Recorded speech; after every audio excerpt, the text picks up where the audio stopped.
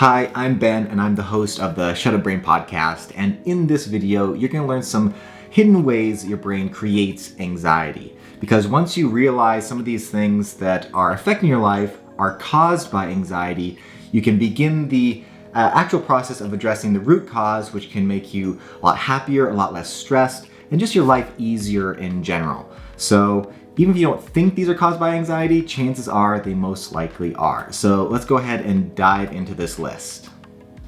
The first sign that you might be dealing with some hidden anxiety is if you get angry a lot.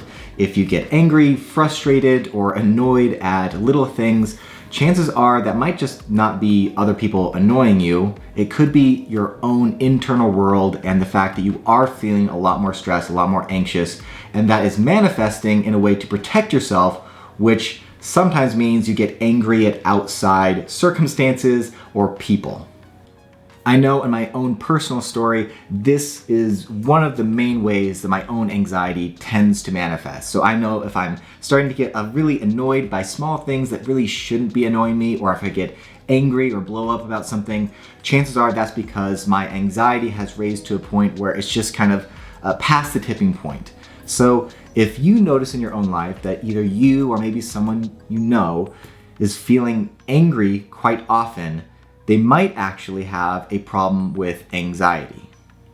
This can be a difficult one to face because in our society, it's okay to be angry about something, and it's less okay to feel anxious about something. In fact, anxiety kind of indicates weakness, which is not really the case, whereas anger indicates strength, which again is not really the case. Most of the time, anger is a defense mechanism of some sort, usually to cope with anxiety.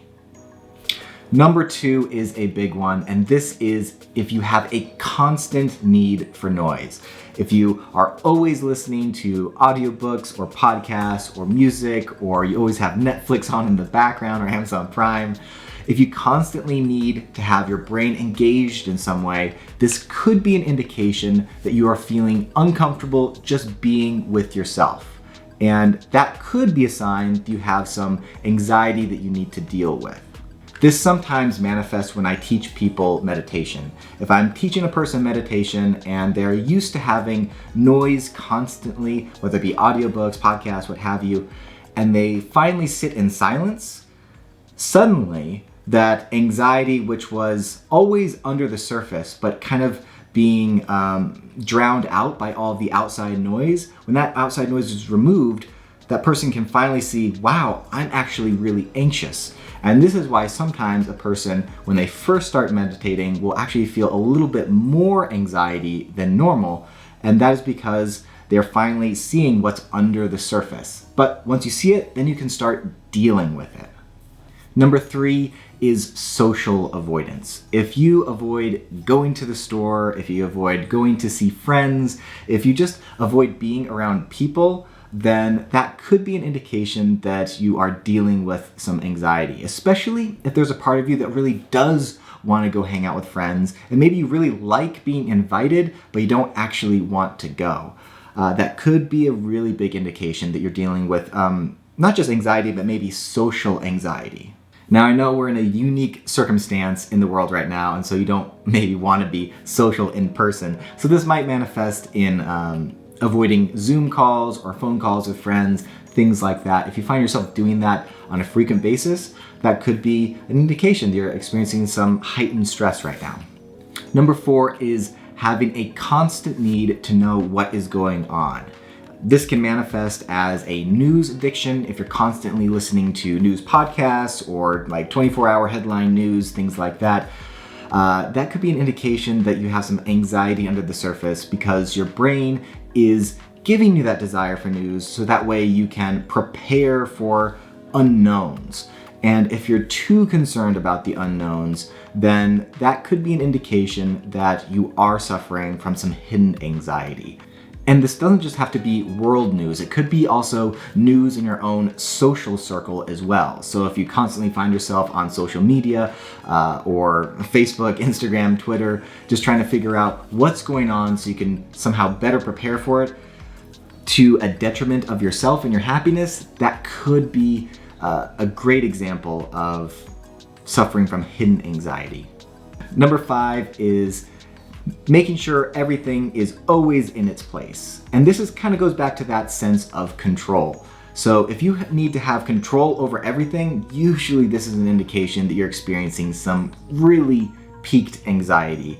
And the way you're coping with that is making sure that everything is in its place. The laundry always has to be folded, the dishes always have to be done, even if there's only one dish in the sink.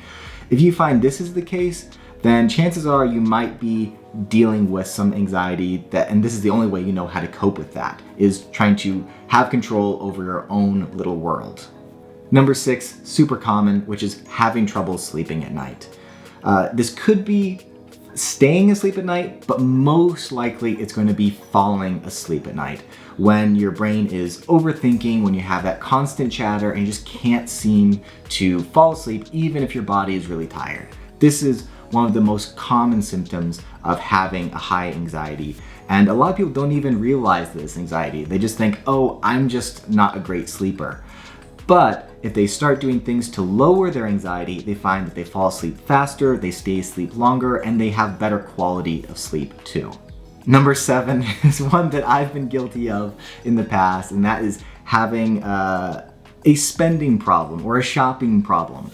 Especially if you're always on Amazon Prime, or if you're always, out and about shopping for different things. If you have a constant need to get new stimulation through purchasing items, that could be a strong indication that you're dealing with some anxiety that's just below the surface. And the way that you're distracting yourself is with that hit of dopamine, serotonin, by searching for those new items that you want to buy and then receiving them and then getting that little spike in happiness. And that is how you're dealing with that heightened anxiety. And this isn't a great long-term strategy because eventually you're gonna go broke. And number 8 is you might have some Hind anxiety if you watch this video, especially all the way to this point. If you watch this video, you might think you do have some anxiety in there. And there's probably a part of you below the surface that knows you have anxiety. So just by watching this video is a pretty strong indication that, hey, you might have some anxiety that you need to deal with. People that don't have any anxiety or are dealing with it in a really good, healthy way, they probably wouldn't be super interested in this video. I would hope they would, but chances are they're most likely not. Just like I wouldn't be interested in a video about football because I'm not really into that sport. So if you watch this video, chances are you might be suffering from a little bit of anxiety. But if you know that about yourself, you can start taking action to minimize that anxiety. Things like meditation or other good healthy coping skills. You can check out my YouTube channel or other channels on YouTube for all sorts of different tips on how to help manage anxiety and lower anxiety overall. Because I don't think there's a person alive that doesn't deal with some stress and anxiety. But you just want to make sure that you have really good coping skills so when the anxiety does come, you have good ways of responding to it instead of just reacting to it in an unhealthy way, like going on spending sprees, also like lashing out via anger, different things like that. If you can lower that anxiety, then you can respond in healthy ways.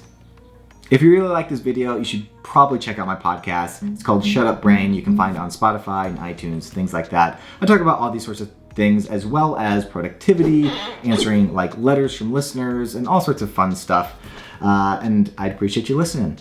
I'd love if you left a comment down below if you resonated with any of the 8 items on this list. If you're like, oh yeah, you know what, Ben, just like you, I'm probably getting angry because of anxiety and not just because someone is being annoying or whatever it might be. So just leave a comment down below. Really helps me out, especially if you drop a like too.